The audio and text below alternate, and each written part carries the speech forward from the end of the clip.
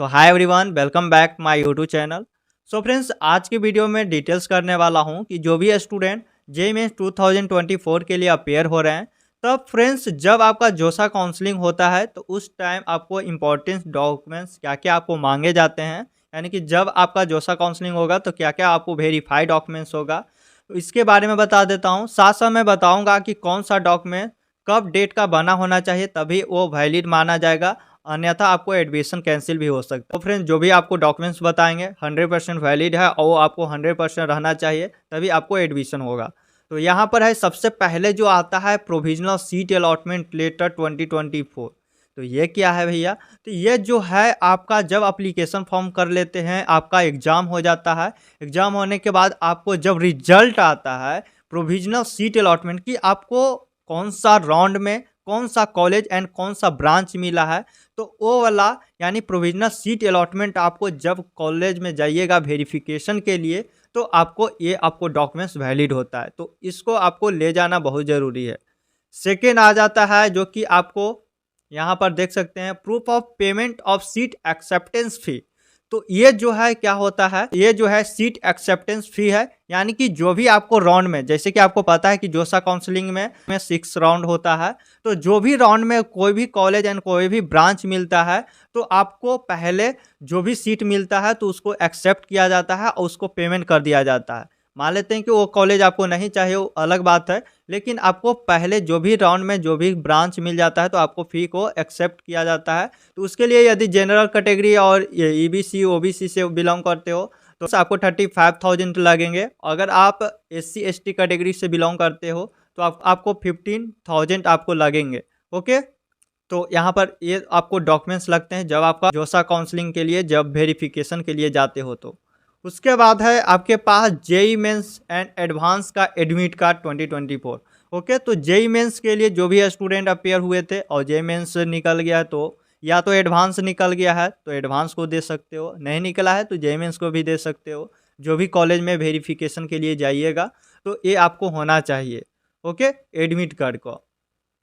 उसके बाद है class 12th marksheet certificate eligibility. Okay, तो आपको क्लास 12th का एक तो होता है आपको मार्कशीट होता है, एक होता है सर्टिफिकेट जो आपको 3 साल में आता है, तो ये आपको दोनों होना चाहिए। फ्रेंड्स, आपका 10th का तो होगा ही, 3 साल का सर्टिफिकेट जो 3 साल के बाद आता है, लेकिन आपका 12th का उसके जगह पर आप प्रोविजनल सर्टिफिकेट दे सकते हो तो वैलिड होगा, क्योंकि उस टाइम जब आपका काउंसलिंग होगा, जब आपका एडमिशन होगा, उस टाइम आपको सर्टिफिकेट नहीं रहता है क्लास 12 का, क्योंकि 3 साल के बाद मिलता है, इसीलिए।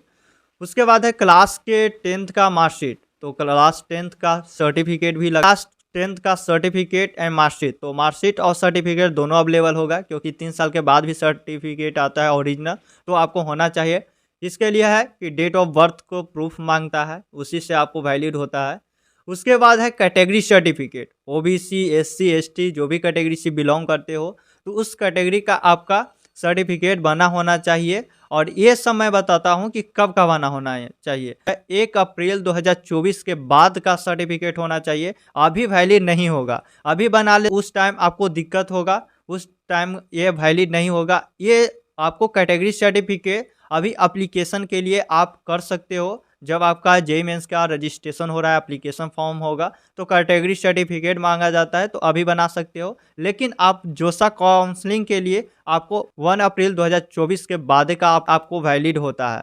ओके, उसके बाद आ जाता है, यहाँ पर आप देख सकते हो कि नोट में देख सकते हो, OBC NCL general EW issued by April after 1 April 2024। Okay, तो जोसा काउंसलिंग के लिए है। उसके बाद है आपका bank passbook with bank account details email, जिसमें आपको मोहर वगैरह आपको लगा हुआ रहता है, बैंक अकाउंट चाहिए। ये सभी पर्सनल होना चाहिए, ऐसा नहीं कि मम्मी पापा के हैं हम नहीं बनाए, तो अभी से यदि नहीं है तो अकाउंट खुला लीजिए अभी जाकर। ओके, जो भी स्टूडेंट जेईई मेन 2024 के लिए जा रहे हैं, तो उसके make a bank account on your name mandatory. Okay, तो ये आपको मैंडेटरी है, कंपलसरी है। उसके बाद आ जाता है medical certificate in specialised format JoSAA 2024। Okay, तो ये मेडिकल सर्टिफिकेट आपको बनाना होता है कौन सा कैटेगरी के लिए? ऑल, यानी जितने भी स्टूडेंट हैं सभी स्टूडेंट को जो भी कैटेगरी से बिलोंग करते हैं सभी का आपको मेडिकल सर्टिफिकेट होना चाहिए। लेकिन इसका फॉर्मेट है जोसा के ऑफिशियल वेबसाइट पर आपको मिल जाएगा, तो वहाँ से आप डाउनलोड कर सकते हो, या तो मैं आपको टेलीग्राम व्हाट्सएप ग्रुप में डाल दूंगा तो वहाँ से आप देख सकते हो। तो ये आपको मेडिकल सर्टिफिकेट सभी स्टूडेंट्स के पास होना चाहिए। वो कब का वैलिड होगा, जोसा काउंसलिंग जब होगा उसके 15 दिन के पहले जोसा के ऑफिशियल वेबसाइट पर रहेगा, तो वहाँ से आप डाउनलोड करके इसको आपको कहाँ पर जाना है, सदर हॉस्पिटल, यानी कि आपके गवर्नमेंट जहाँ भी हॉस्पिटल है हर डिस्ट्रिक्ट में होता है, तो वहाँ से जाकर आपको बनाना होगा। ओके, उसके बाद है यहाँ पर देख सकते हो undertaking by the candidate download for जोसा काउंसलिंग। तो अंडरटेकिंग एक फॉर्म आता है जो उसमें प्रूफ मांगा जाता है कि आप जितने भी डॉक्यूमेंट्स दे रहे हो ये 100% वैलिड है, ये आप ही का है, लीगल है। ओके, तो ये सारा चीज़ आपको एक अंडरटेकिंग उसका फॉर्म आता है, तो उसका भी मैं टेलीग्राम ग्रुप में एंड व्हाट्सएप ग्रुप में डाल दूंगा, या तो ऑफिशियल वेबसाइट से आप डाउनलोड कर सकते हो। उसके बाद आपको पासवर्ड साइज फ़ोटो होना चाहिए, उसके बाद आधार कार्ड होना चाहिए। ओके, यहाँ पर आप देख सकते हो, तो आपके पास पासवर्ड साइज फोटोग्राफ होना चाहिए। यदि आप NIT GFTI एंड IITs में आप जाते हो तो आपको 2 फोटो पासवर्ड साइज लगेगा। अगर IIT IISc में जाते हो तो आप 3 पीस आपको फ़ोटो लगता है। उसके बाद है बहुत से स्टूडेंट डाउट में रहते हैं कि भैया फ़ोटो जो होता है हम चेंज नहीं कर सकते, JEE मेंस में कुछ और है फ़ोटो और JEE एडवांस के लिए कुछ और डाल देते हैं, तो इतना डिफरेंस नहीं होना चाहिए। तो उसको लगे कि ये दूसरा स्टूडेंट है, तो आपको सिमिलर फोटो अपलोड करना है। JEE मेंस में जो दिए हो वही आपको JEE एडवांस में आपको देना होगा, और आपके पास आधार कार्ड होना चाहिए। तो ये जो है आपको इम्पोर्टेंस मैंने बता दिया कि आपको क्या क्या आपको जोसा काउंसलिंग में डॉक्यूमेंट्स लगते हैं, ताकि अभी से ही आपको ध्यान में रहे कि ये सब डॉक्यूमेंट्स लगता है तो हमें कब क्या बनाना है। जैसे अकाउंट नंबर है, यानी पर्सनल अकाउंट, तो ऐसा तो नहीं है कि एक दिन में खुल जाता है, उसके लिए टाइम लगता है। उसके बाद मैंने बता दिया कि मेडिकल सर्टिफिकेट जो है उसी टाइम आपको बनाया जाता है, 10-15 दिन पहले आपको उसका जोसा के ऑफिशियल वेबसाइट से डाउनलोड कर के। उसके बाद हो गया आपका कैटेगरी सर्टिफिकेट, जो भी कैटेगरी से बिलोंग करते हो, OBC NCL EBC, तो 1 अप्रैल 2024 के बाद वैलिड होगा। ऐसा ना कि पहले बना लेना, पहले के लिए है तो आप रजिस्ट्रेशन कर सकते हो। तो इस तरह से ये सारा डॉक्यूमेंट्स है। तो फ्रेंड्स वीडियो कैसा लगा, वीडियो अच्छा लगा हो तो वीडियो को लाइक कर दीजिए, और जो भी स्टूडेंट इस चैनल पर आ रहे हैं और JEE मेंस से रिलेटेड अपडेट चाहते हैं तो हमारे चैनल को सब्सक्राइब कर ले रहिएगा, हर अपडेट आपको मिलता रहेगा। तो चलते हैं, thank you so much friends.